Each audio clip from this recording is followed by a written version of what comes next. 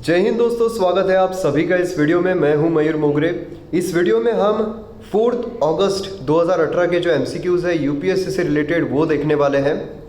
इसमें मैंने in depth आपको जो क्वेश्चन है और आंसर्स है वो समझाने की कोशिश की है, क्योंकि देखिए हम क्या करते हैं, जो भी क्वेश्चन है वो देखते हैं, अगर उसका सही जवाब हमें पता है तो ठीक है, अगर नहीं पता है तो सही जवाब देख लेते हैं और फिर हम आगे बढ़ते हैं।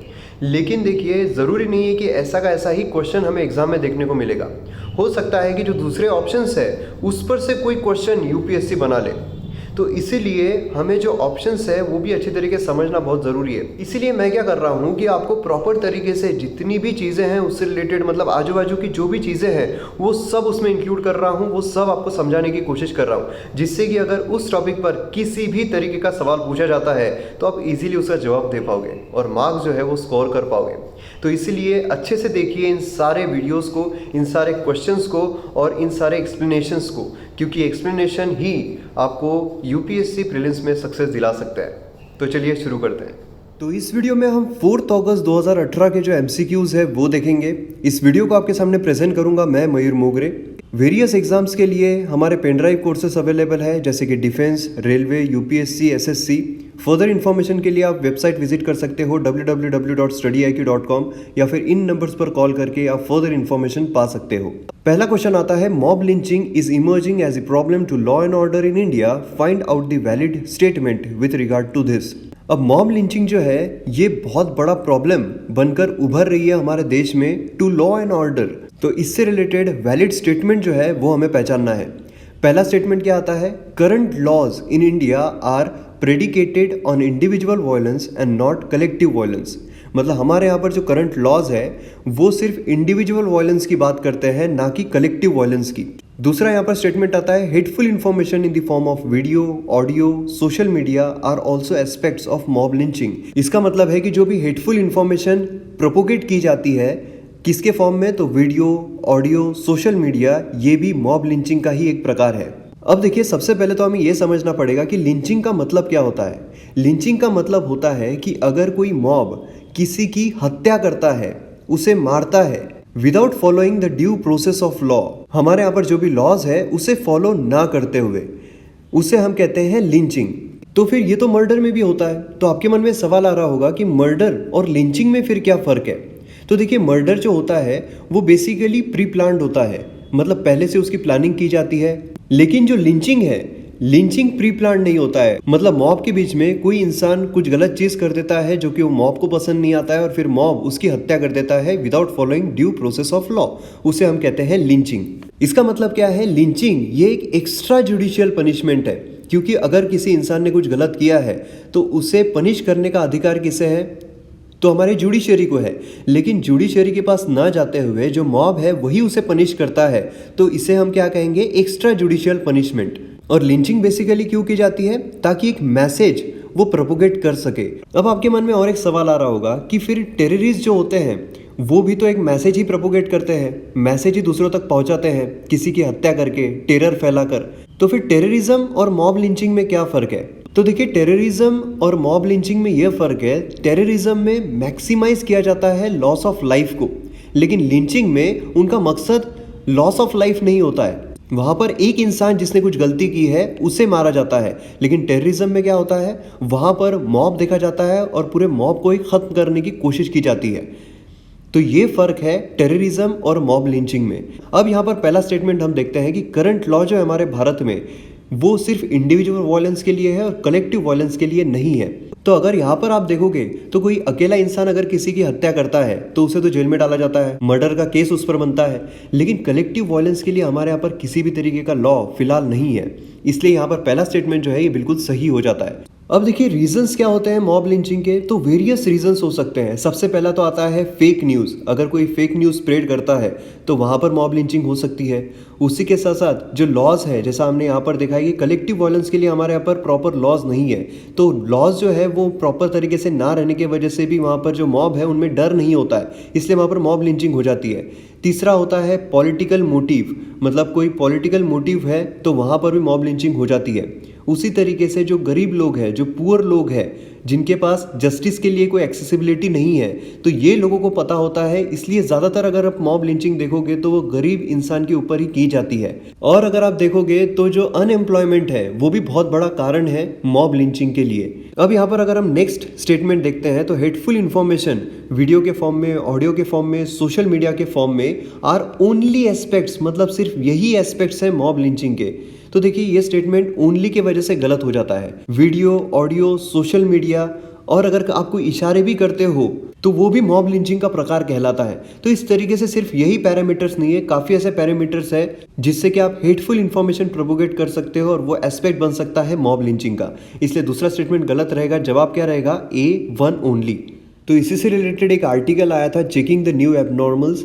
तो उसमें काफ़ी कुछ चीज़ें बताई गई थी, काफ़ी प्रिवेंटिव गाइडलाइंस यहाँ पर दी गई थी। जैसे कि हर एक स्टेट को एक सीनियर पुलिस ऑफिसर जो कि सुपरिटेंडेंट ऑफ पुलिस के रैंक के बिलो नहीं होना चाहिए, उसे एक नोडल ऑफिसर करके हर डिस्ट्रिक्ट में रखना चाहिए। और ये जो ऑफिसर रहेगा ये स्पेशल टास्क फोर्स कॉन्स्टिट्यूट करेगा जिससे कि इस तरीके के क्राइम्स जो है वो ना हो, क्योंकि काफ़ी लोग फेक न्यूज़ फैलाने की वजह से भी लिंचिंग में फंस जाते हैं। तो इस तरीके की चीज़ें ना हो, इसलिए जो ऑफिसर्स है ये ध्यान रखेंगे। उसी के साथ साथ सेंट्रल और स्टेट गवर्नमेंट को भी पब्लिक नोटिफिकेशंस ब्रॉडकास्ट करने को कहा जाएगा रेडियोस पर, टेलीविजन्स पर और बाकी जो मीडिया प्लेटफॉर्म्स होते हैं वहाँ पर, जिससे कि उन्हें आगाह किया जाएगा कि अगर आप लॉज अपने हाथ में लेते हो तो ये कितना गलत है।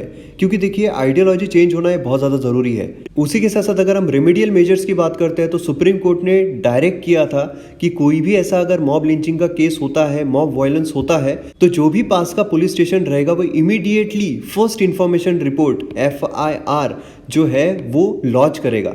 उसी के साथ साथ जो नोडल ऑफिसर रहेगा उसे इंटीमेट किया जाएगा और ये उसकी ड्यूटी रहेगी कि जो विक्टिम्स के फैमिली है उन्हें हरास ना किया जाए। और इस आर्टिकल में ये भी कहा गया है कि भारत के पास कोई लग्जरी टाइम नहीं है। भारत ने जितना जल्दी हो सके इन सारी चीज़ों पर मेजर्स लेना चाहिए, इन सारी चीज़ों पर कार्यवाही करना चाहिए, क्योंकि भारत में बहुत सारे केसेस हमें देखने को मिलते हैं मॉब लिंचिंग के। अब चलते हैं नेक्स्ट क्वेश्चन की तरफ। Choose the correct option regarding reservation in India. मतलब भारत में जो रिजर्वेशन की स्थिति है उसके बारे में आपको सही स्टेटमेंट जो है वो पहचानना है। अब देखिए मैं आपको सजेस्ट करूंगा कि जब भी एक करेक्ट ऑप्शन या फिर इनकरेक्ट ऑप्शन पूछा जाता है तो उसे आप सर्कल कर दिया कीजिए, क्योंकि काफ़ी बार ऐसा होता है कि जो एस्पिरेंट्स होते हैं उन्हें पता होता है कि सही जवाब क्या है, लेकिन करेक्ट पूछा गया है, इनकरेक्ट पूछा गया है, वो ध्यान में न रखते हुए मार्क कर देते हैं, जिससे कि जो आंसर है वो गलत हो जाता है। इसलिए मैं आपको सजेस्ट करूंगा कि सर्कल कर दिया कीजिए, जिससे कि हमें पता रहे कि एक्चुअल में पूछा क्या गया है। तो यहाँ पर पहला स्टेटमेंट आता है कि British Raj introduced elements of reservation in government of India act 1909। मतलब जो ब्रिटिश राज का गवर्नमेंट ऑफ इंडिया एक्ट 1909 आया था उसमें जो रिजर्वेशन के एलिमेंट्स है वो इंट्रोड्यूस किए गए थे। दूसरा स्टेटमेंट है कि primary objective of reservation system in India is to enhance the social and educational status of underprivileged communities and thus improve their lives. मतलब कि प्राइमरी ऑब्जेक्टिव क्या है रिजर्वेशन सिस्टम का भारत में, ताकि जो सोशल और एजुकेशनल स्टेटस है किनका, तो अंडर प्रिविलेज कम्युनिटीज़ का, वो इम्प्रूव किया जा सके, जिससे कि उनकी जो लाइफ है वो भी इम्प्रूव हो सके। तीसरा स्टेटमेंट आता है कि article 16(3) which deals with the state's power to providing for appointments or post for any backward class of citizens। मतलब आर्टिकल 16 सब क्लॉज 3 किससे डील करता है? स्टेट के पावर से, जिससे कि वो अपॉइंटमेंट और पोस्ट जो होती है बैकवर्ड क्लास सिटीजन्स के लिए वो प्रोवाइड कर सके।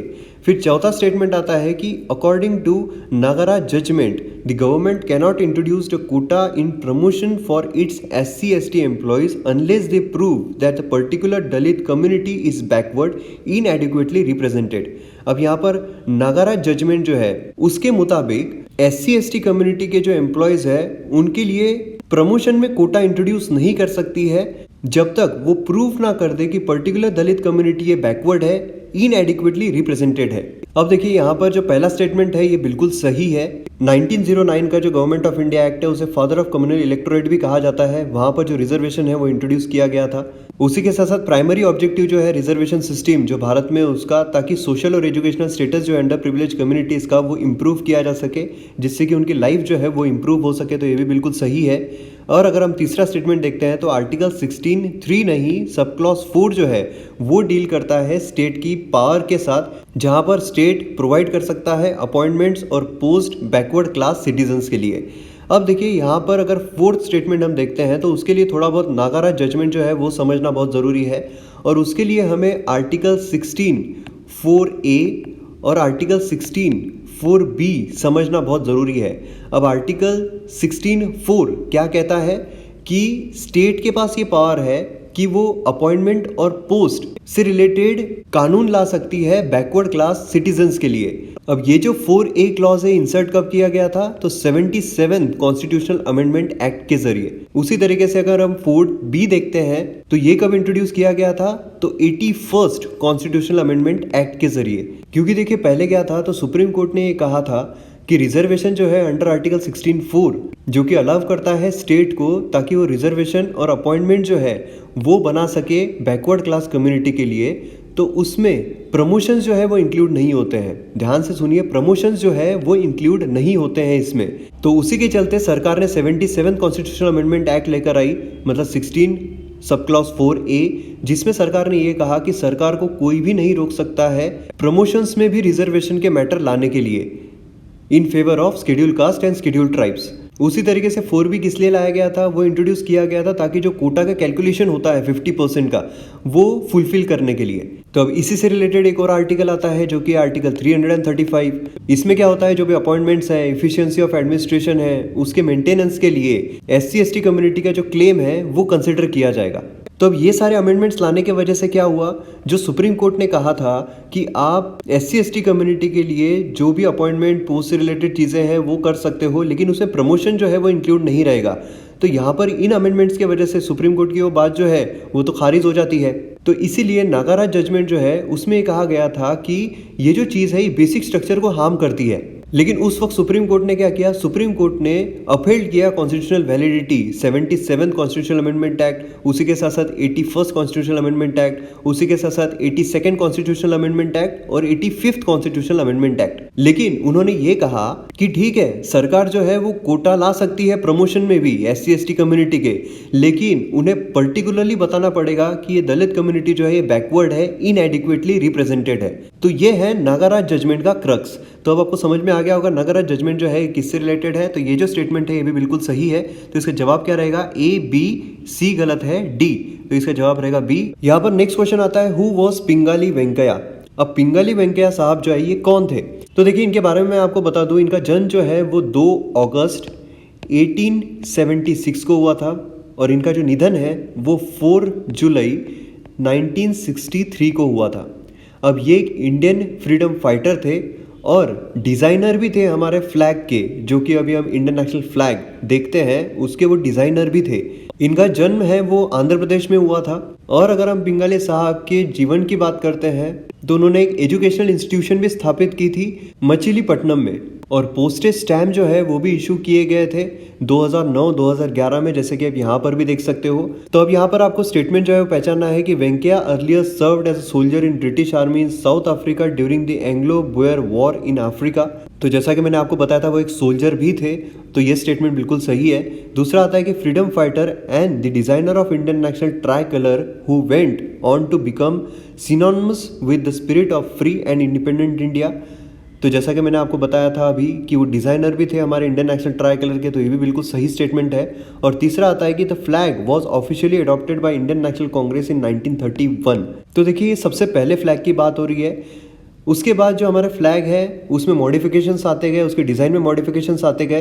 तो यहाँ पर ये भी सही स्टेटमेंट है, इसका जवाब रहेगा D, all of the above. Next question यहाँ पर आता है पर्यटन पर्व के बारे में। Paryatan Parv to be organise nationwide from 16 to 27 September 2018। इसके बारे में आपको सही स्टेटमेंट जो है वो पहचानना है। पहला स्टेटमेंट आता है union ministry of tourism is nodal ministry, मतलब जो हमारी यूनियन मिनिस्ट्री है टूरिज्म की वो एक नोडल मिनिस्ट्री है। और दूसरा आता है कि एम जो है पर्यटन पर्व का is to drawing focus on the benefits of tourism, showcasing the cultural diversity of the country and reinforcing the principle of tourism for all. तो इसका एम क्या है, एम है ताकि टूरिज्म जो है उसे बेनिफिट किया जा सके, उसे बढ़ावा किया जा सके, उसी के साथ साथ हमारी जो कल्चरल डाइवर्सिटी है भारत की वो शोकेस की जा सके, उसी के साथ साथ हमारा प्रिंसिपल है टूरिज्म फॉर ऑल उसे भी रेनफोर्स किया जा सके। तो देखिए यहाँ पर दूसरा जो स्टेटमेंट है बिल्कुल सही है। पहला स्टेटमेंट यहाँ पर गलत आता है क्योंकि देखिए मिनिस्ट्री ऑफ टूरिज्म इसने कोलैबोरेट किया है सेंट्रल मिनिस्ट्रीज के साथ, सेंट्रल गवर्नमेंट के साथ और बाकी स्टेक होल्डर्स के साथ पर्यटन पर ऑर्गेनाइज करने के लिए। अब ये पर्यटन पर कब ऑर्गेनाइज किया गया था? 16 to 27 सितंबर 2018। तो इसकी जो चेयरमैन थी वो कौन थी? तो श्रीमती रश्मि वर्मा। और ये कहाँ पर किया गया था? तो न्यू दिल्ली में ये ऑर्गेनाइज किया गया था। अब इसके जो ऑब्जेक्टिव्स है, एम है, वो तो हमने यहाँ पर देख ही लिया है। इसके 3 कंपोनेंट्स भी थे। अब कंपोनेंट्स कौन कौन से थे? तो देखो अपना देश, उसी के साथ साथ टूरिज्म फॉर ऑल और एक था टूरिज्म एंड गवर्नेंस। तो ये 3 कंपोनेंट जो है ये भी आपको ध्यान में रखना है। तो इसमें जो डोमेस्टिक टूरिस्ट है उस पर भी काफी फोकस किया गया, जो यूथ है उन्हें सेंसिटाइज किया गया, क्योंकि यहाँ पर क्या होता है जो यूथ है उनके लिए एम्प्लॉयमेंट होती है, जो वुमेन है उनके लिए एम्प्लॉयमेंट होती है और रूरल लाइवलीहुड जो है वो भी काफी इंक्रीज होता है, जिससे कि पूरी कंट्री की इकोनॉमी जो है वो बढ़ जाती है। और 27 सितंबर जो है इस दिन वर्ल्ड टूरिज्म डे जो है ये भी सेलिब्रेट किया जाता है। तो इसी दिन इस प्रोग्राम का एंड था। तो ये है इस क्वेश्चन का सोर्स। चलते हैं नेक्स्ट क्वेश्चन की तरफ। E Pashu Haat portal was recently in news, choose the correct option regarding it. अब यहाँ पर ई पशु हाट जो है उसके बारे में आपको सही स्टेटमेंट जो है वो पहचानना है। पहला स्टेटमेंट यहाँ पर आता है कि department of animal husbandry, dairying and fisheries, ministry of agriculture are nodal agency. दूसरा स्टेटमेंट आता है कि it aims to connect breeders and farmers regarding availability of bovine germplasm. और तीसरा आता है the portal has been launched under the scheme national mission on bovine productivity. मतलब कि जो पोर्टल है लॉन्च किया गया है national mission on bovine productivity scheme के अंडर में। और डी आता है this portal is playing crucial role in development and conservation of mixed breeds. मतलब ये जो पोर्टल है ये क्रूशियल रोल प्ले कर रहा है ताकि डेवलपमेंट और कंजर्वेशन हो सके मिक्स्ड ब्रीड का। तो देखिए इसका जो फर्स्ट स्टेटमेंट है बिल्कुल सही है। Department of animal husbandry, dairying and fisheries मतलब DADF, मिनिस्ट्री ऑफ एग्रीकल्चर, ये नोडल एजेंसी है इसके लिए। फिर नेक्स्ट यहाँ पर हम देखते हैं अगर, तो it aims to connect breeders and farmers, मतलब जो भी ब्रीडर्स है और फार्मर्स है उन्हें यहाँ पर कनेक्ट किया जाएगा regarding availability of bovine germ plasm. अब यहाँ पर जर्म प्लाज्म मतलब क्या होता है? ये एक लिविंग जेनेटिक रिसोर्सेस होते हैं, जैसे कि सीड्स हो गए, उसी के साथ साथ टिश्यूज हो गए, ताकि एनिमल और प्लांट्स की ब्रीडिंग हो सके, प्रिजर्वेशन हो सके। अब यहाँ पर जर्म प्लाज्म कलेक्शन जो है ये किस लिए इंपॉर्टेंट होता है? ताकि बायोलॉजिकल डाइवर्सिटी और फूड सिक्योरिटी जो है ये प्रॉपर तरीके से मेंटेन की जा सके। और बोवाइन मतलब क्या होता है? Cattle, cow. और तीसरा स्टेटमेंट आता है पोर्टल जो है लॉन्च किया गया है under the scheme national mission on bovine productivity. तो ये भी बिल्कुल सही है। और यहाँ पर अगर हम चौथा स्टेटमेंट देखते हैं, this portal is playing crucial role in development and conservation of mixed breeds. तो देखिए ये स्टेटमेंट जो है ये गलत हो जाता है, क्योंकि मिक्स्ड ब्रीड्स नहीं है, इंडिजीनियस ब्रीड्स के बारे में है। अब देखिए ई पशु हाट जो है उसका एम और ऑब्जेक्टिव्स क्या है? तो एम है, जैसे कि हमने अभी देखा है कि जो फार्मर्स और ब्रीडर्स है उन्हें कनेक्ट किया जा सके, उसी के साथ साथ real time authentic certified information जो है ये मिल सके, जिससे कि ब्रीडिंग प्रॉपर तरीके से हो सके। उसी के साथ साथ सेंट्रलाइज रिपोजिटरी इन्फॉर्मेशन जो है सेंट्रल और स्टेट गवर्नमेंट के लिए वो भी प्रोवाइड की जा सके।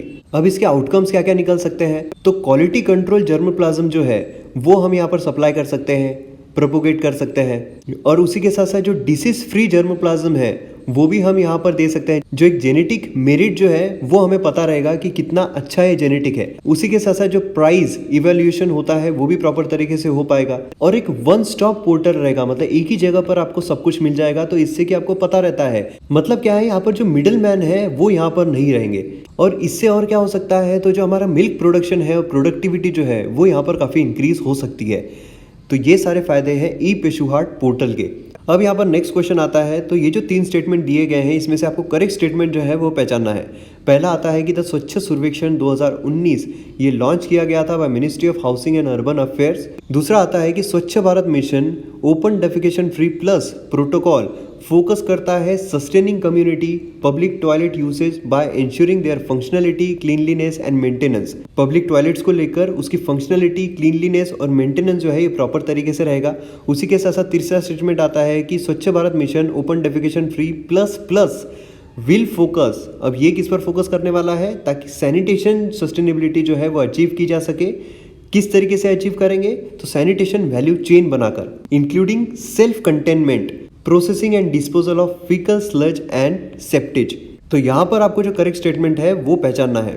तो देखिए पहला जो स्टेटमेंट है स्वच्छ सर्वेक्षण 2019 ये ministry of housing and urban affairs के द्वारा ही लॉन्च किया गया था, बिल्कुल सही है। दूसरा स्टेटमेंट यहाँ पर अगर हम देखते हैं, स्वच्छ Bharat mission open defecation free plus protocol जो है वो सस्टेनिंग कम्युनिटी पब्लिक टॉयलेट का जो यूजेस है वो फंक्शनलिटी उसकी प्रॉपर रहना चाहिए, क्लीनलीनेस रहना चाहिए, मेंटेनेंस रहना चाहिए, तो ये भी बिल्कुल सही है। और जो तीसरा है ओपन डेफिकेशन प्लस प्लस, ये सैनिटेशन सस्टेनेबिलिटी जो है उस पर फोकस करता है, तो ये भी बिल्कुल सही है। तो इसके तीनों जो स्टेटमेंट है बिल्कुल सही है। इसका जवाब रहेगा सी, ऑल ऑफ द अबव। इससे रिलेटेड एक आर्टिकल है वो भी हम यहाँ पर डिस्कस करते हैं। तो जो WHO है उन्होंने थम्स अप किया था स्वच्छ भारत रूरल कंपोनेंट को, क्योंकि यहाँ पर अगर हम ओपन डेफिकेशन फ्री विलेज देखते हैं तो उनकी संख्या जो है यहाँ पर हमें बढ़ती हुई नजर आ रही है, और इसी वजह से 3 लाख डेथ जो है वो प्रिवेंट किए जा चुके हैं 5 ईयर्स में। अभी जो डेथ है ये किस वजह से होते हैं? अगर ओपन डेफिकेशन होता है तो जो डायरिया होता है, प्रोटीन एनर्जी माल न्यूट्रिशन होता है, तो काफ़ी बीमारियां फैलती है। अब ये ओपन में डेफिकेशन ना करने के वजह से जो डेथ है उसे हम यहाँ पर प्रिवेंट कर सक रहे हैं। और अनसेफ सैनिटेशन की वजह से काफ़ी सारे जो डायरिया के केसेस है वो हमें मिलते थे। और ये जो इनिशिएटिव है ये एम करता है ताकि 100% सैनिटेशन कवरेज जो है वो अचीव किया जा सके।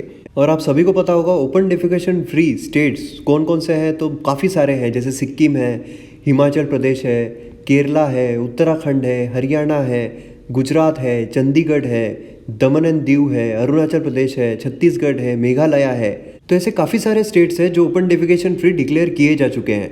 अब नेक्स्ट क्वेश्चन यहाँ पर आता है कि India has agreed to form a joint venture with Sri Lanka to operate the country's loss making Mattala Rajapaksa international airport in Hambantota, consider the correct option regarding it. अब यहाँ पर आपको ये जो इंटरनेशनल एयरपोर्ट है इसके बारे में सही स्टेटमेंट जो है वो पहचानना है। अब यहाँ पर इंडिया ने क्या किया है कि ये लॉस मेकिंग एयरपोर्ट जो है इसमें जॉइंट वेंचर करके पार्टिसिपेट करने के लिए अग्री कर दिया था। तो पहला स्टेटमेंट आता है कि Mattala airport located in Sri Lanka southern province, मतलब श्रीलंका जो है उसका सदर्न प्रोविंस में ये जो एयरपोर्ट है लोकेटेड है। और दूसरा आता है कि India will be the minor stakeholder. अब देखिए यहाँ पर पहला स्टेटमेंट बिल्कुल सही है, क्योंकि हम्बनटोटा पोर्ट जो है ये काफ़ी न्यूज़ में चल रहा था। तो इस तरीके से आप यहाँ पर देख सकते हो ये जो श्रीलंका का सदर्न प्रोविंस है उसमें हमें हम्बनटोटा जो है वो नज़र आता है। और अगर हम मटाला राजपक्ष इंटरनेशनल एयरपोर्ट की बात करते हैं तो ये 18 किलोमीटर दूर है हम्बनटोटा से, और ये पहला ग्रीनफील्ड एयरपोर्ट है और सेकेंड इंटरनेशनल एयरपोर्ट है कंट्री का बंदरानाइके इंटरनेशनल एयरपोर्ट के बाद कोलंबो में। और ये जो एयरपोर्ट है ये ओपन कब किया गया था? तो मार्च 2013 में ओपन किया गया था। किसके द्वारा? तो वहाँ के जो प्रेसिडेंट थे महिंदा उनके द्वारा। और यहाँ पर जो फ्लाइट्स के नंबर है वो काफ़ी लो है, इसलिए काफ़ी लॉस मेकिंग में चल रहा था। इसीलिए यहाँ पर भारत ने अग्री किया था कि यहाँ पर जॉइंट वेंचर के जरिए हम यहाँ पर इसको चलाने की कोशिश करते हैं। तो ऑब्वियस है कि भारत यहाँ पर अगर बोल रहे हैं कि हम यहाँ पर आपकी मदद करके जॉइंट वेंचर के जरिए चलाने की कोशिश करते हैं, तो ये तो माइनर स्टेक होल्डर नहीं रहेंगे, भारत है मेजर स्टेक होल्डर। तो इसलिए दूसरा स्टेटमेंट बिल्कुल गलत है। यहाँ पर जो सही जवाब है वो है A1 ओनली। फिर नेक्स्ट क्वेश्चन यहाँ पर आता है कि prohibition of trafficking in human being is provided under which article of the constitution of India. अब देखिए इससे हमें पता चलता है कि जो भी चीज़ें न्यूज़ में चलती है उसके बारे में आपको इन्फॉर्मेशन रहना बहुत ज़रूरी है, इंक्लूडिंग आर्टिकल, क्योंकि हम समझते हैं कि आर्टिकल जो है वो याद रखना इतना इंपॉर्टेंट नहीं है। हाँ, इंपॉर्टेंट नहीं है सारे के सारे आर्टिकल्स याद रखना, लेकिन जो आर्टिकल्स न्यूज़ में चल रहे हैं वो कम से कम हमें याद रहने चाहिए। तो देखिए यहाँ पर अगर हम कंसिडर करते हैं कि आपको इसका जवाब नहीं पता है, लेकिन देखिए कुछ कुछ आर्टिकल्स ऐसे हैं जो हमें पता रहते ही है और वो रहने ही चाहिए। तो देखिए आर्टिकल 19 जो है वो फ्रीडम की बात करता है, जैसे कि freedom of speech and all. तो यहाँ पर आर्टिकल 19 इससे रिलेटेड नहीं है, हमें एग्जैक्टली पता है, इसलिए हम इस आर्टिकल को एलिमिनेट कर सकते हैं। उसी तरीके से आर्टिकल 21 जो है ये भी हम सभी को पता है कि आर्टिकल 21 डील करता है राइट टू लाइफ के बारे में, कि ह्यूमन को जीने का अधिकार है विद डिग्निटी। ये भी सभी को पता होता है, इसलिए हम ये भी जो एलिमिनेट कर सकते हैं। अब कंफ्यूजन होगा आपको आर्टिकल 23 और आर्टिकल 24 में। तो अब देखिए यहाँ पर हमने 50% जो है वो तो एलिमिनेट कर दिया है, मतलब आपके 50% चांसेस है कि अगर आपने तुक्का भी लगाया तो आपका जवाब जो है वो सही रहेगा। तो यहाँ पर आर्टिकल 24 जो है वो बात करता है prohibition of children in factories. Factories जो है वहाँ पर चिल्ड्रन का प्रोहिबिशन, उसकी बात करता है आर्टिकल 24। और आर्टिकल 23 जो है वो बात करता है prohibition of trafficking in human being. तो इसका जवाब क्या रहेगा? A article 23। तो देखिए इससे हमें जितनी भी आर्टिकल्स है वो पता चल जाते हैं। इसी तरीके से हमें जो MCQs है वो सॉल्व करना होता है। और यहाँ पर लास्ट क्वेश्चन आता है, with respect to Badami cave temples which of the following cave sculptures is not correctly match. Not correctly match पूछा गया है, जैसे मैंने आपको बोला था सर्कल कर दिया कीजिए। अब यहाँ पर केव 1 आ रहा है तांडव डांसिंग शिवा एज नटराज। अब देखिए बादामी केव टेम्पल्स के बारे में आपको पता होगा, यहाँ पर 3 धर्म के जो टेम्पल्स हैं हमें देखने को मिलते हैं। पहला है हिंदू, दूसरा है जैन और तीसरा है बुद्धिस्ट। ये कहाँ लोकेटेड है? तो बादामी में लोकेटेड है, बागलकोट डिस्ट्रिक्ट, कर्नाटका के। और ये किस टाइप का आर्किटेक्चर हमें देखने को मिलता है, तो ये इंडियन रॉक कट आर्किटेक्चर जो है ये हमें देखने को मिलता है बादामी चालुक्य आर्किटेक्चर का, जो कि हमें लगभग 6th सेंचुरी के आसपास देखने को मिलती है। तो यहाँ पर 1 to 4 जो केव्स है ये बहुत ज़्यादा इंपॉर्टेंट रहते हैं। तो यहाँ पर क्या बोला गया है, केव 1 तांडव डांसिंग शिवा एज नटराज। तो यहाँ पर ये बिल्कुल सही है, क्योंकि अगर हम केव 1 की बात करते हैं तो ये लगभग 59 फीट टॉल है ग्राउंड लेवल से नॉर्थ वेस्ट पार्ट जो है हिल का उस साइड में। इसमें जो डॉर्फिश गनाज है वो उसकी जो कार्विंग्स है वो यहाँ पर हमें देखने को मिलती है। इसमें Tandava dancing Shiva as a Nataraja हमें देखने को मिलते हैं। और ये जो इमेज है शिवा की ये हमें 5 फीट टॉल देखने को मिलती है। इसमें हमें टोटल आर्म्स जो है, जो उनके हाथ है वो 18 के आसपास जो आर्म्स है वो हमें देखने को मिलते हैं।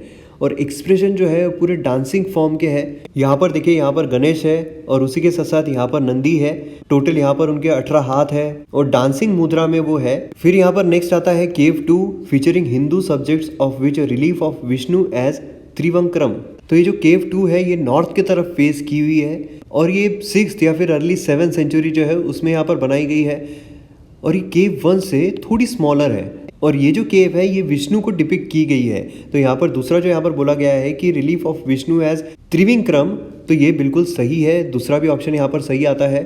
4 स्क्वायर पिलर जो है इसमें डिवाइड किया गया है। फिर यहाँ पर अगर हम केव 3 की बात करते हैं तो यहाँ पर विष्णु रिलेटेड माइथोलॉजी फीचर की गई है। उसी के साथ साथ मोस्ट इंट्रिकेटली कार्व्ड केव है इन अ कॉम्प्लेक्स। तो देखिए जो केव 3 है वो भी विष्णु को डिपिक्ट की गई है, फीचर की गई है। तो ये भी यहाँ पर बिल्कुल सही आता है। केव 3 की अगर हम बात करते हैं तो डेक्कन रीजन के जो हिंदू टेम्पल है उनके बेसिस पर ये सब बनाया गया है जो विष्णु को डेडिकेट की गई है। और इसकी जो थीम है वैष्णवाइट है, क्योंकि ऑब्वियस है कि अगर विष्णु को फीचर कर रहे हैं तो वो जो प्राइमरी थीम रहेगी वो भी वैष्णवाइट ही रहेगी। और इसमें हमें 60 स्टेप्स देखने को मिलते हैं और ये भी नॉर्थ की तरफ फेस की हुई है। और इसका जो वरांडा है, वरांडा मतलब क्या होता है, जो सामने की एक चीज़ होती है जहाँ पर खड़े हो सकते हैं। तो जो वरांडा है वो 70 फीट मतलब 21 मीटर की लेंथ का हमें देखने को मिलता है। उसी के साथ साथ इंटीरियर विड्थ अगर हम देखते हैं तो वो 65 फीट की हमें देखने को मिलती है। और यहाँ पर केव 4 के बारे में बोला गया है कि dedicated to the revered figures of Jainism. तो देखिए अगर केव 4 की अगर हम बात करते हैं तो इमीडिएटली इस साइड में आता है केव 3 के। और ये जो केव है ये स्मॉलेस्ट है चारों में। मेजर कार्विंग जो है हमें ये केव में जैसे बाहुबली है, महावीर है, तो ये सब के जो कार्विंग्स है ये हमें यहाँ पर इस केव में देखने को मिलते हैं। तो यहाँ पर ये भी बिल्कुल सही है। इसका जवाब क्या रहेगा, तो यहाँ पर सारे ही जो है वो करेक्टली मैच है, इसलिए इसका जवाब रहेगा नन ऑफ द अबव। और देखिए यहाँ पर ये जो 4 है ये बहुत इंपॉर्टेंट है, लेकिन बाकी काफ़ी न्यूमरस केव्स है यहाँ पर बादामी में हमें देखने को मिलते हैं। जैसे भूतानाथ टेम्पल जो है उसके पास है, लेक्स के पास है। 7th 8th जो चालुक्य पीरियड था उसमें काफ़ी स्मॉल डायमेंशंस में ये सारे जो केव्स है ये बनाए गए थे। सेवरल थियरीज जो है इन स्टैचू से रिलेटेड वो भी हमें देखने को मिलती है। तो देखिए यहाँ पर जैसे हमें सैंडस्टोन फॉर्मेशन से जो 1 to 4 केव्स बनी हुई है वो देखने को मिलती है। और अलग अलग यहाँ पर हमने जैसे ये देखा था कि नटराज के इसमें जैसे डांसिंग फॉर्म में है, यहाँ पर हमें गणेश जी देखने को मिलते हैं, यहाँ पर हमें जो नंदी है वो देखने को मिलते हैं। तो इस तरीके से हमें अलग अलग तरीके से जो केव्स है इनकी फीचर्स देखने को मिलते हैं। तो ये है हमारे वीडियो का एंड। आपका जो स्कोर है वो आप कमेंट सेक्शन में ज़रूर लिखिए, लाइक कीजिए, कमेंट कीजिए। मिलते हैं हम अगले वीडियो में। जय हिंद।